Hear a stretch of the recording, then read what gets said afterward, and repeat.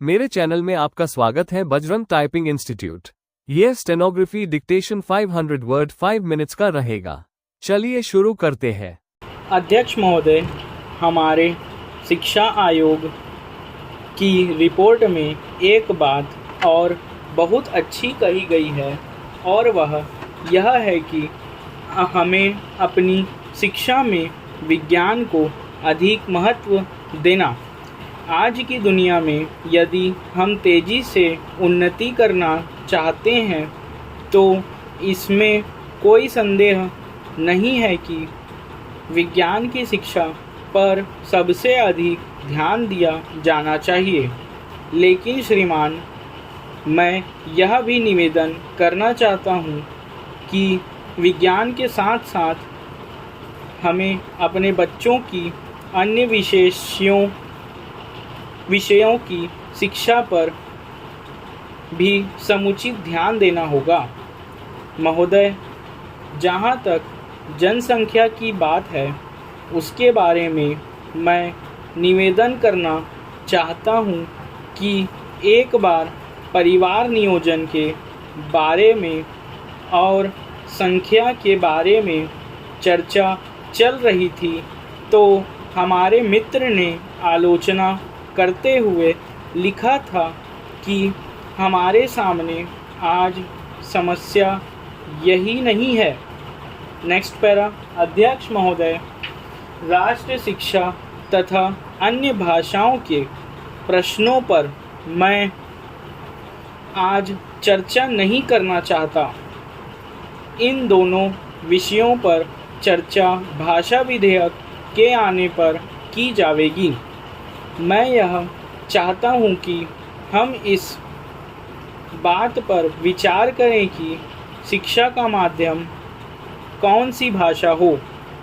मेरे विचार में शिक्षा के हित में इस बात की अत्यंत आवश्यकता है कि अपने देश में मातृभाषा को, या जिसको हम अपने देश की राष्ट्रभाषा कहते हैं, उसको शिक्षा का माध्यम बनाया जाए। उच्चतम शिक्षा का माध्यम भी मातृभाषा होनी चाहिए।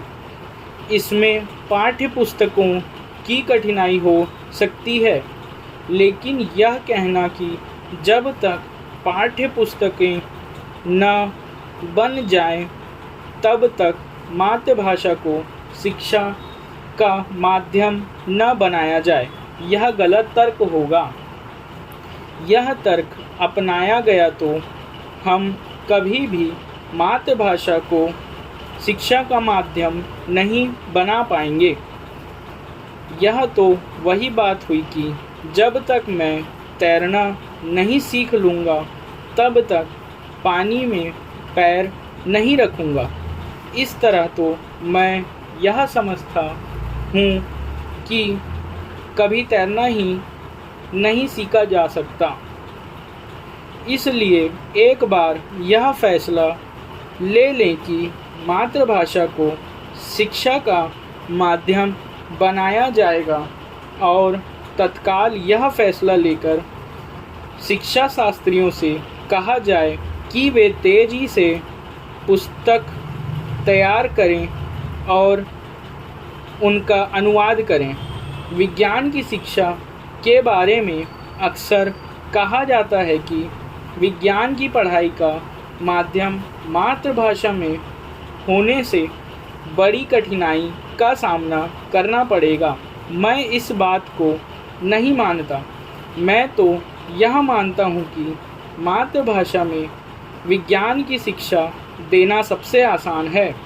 समाजशास्त्र की शिक्षा को मातृभाषा के माध्यम से सिखाने में शायद कुछ समय लगे, उसकी पाठ्य पुस्तकें बनने में शायद कुछ समय लगे, लेकिन विज्ञान की पढ़ाई के बारे में यह बात नहीं की जा सकती। विज्ञान के फॉर्मूले ज्यों के त्यों रखे जा सकते हैं।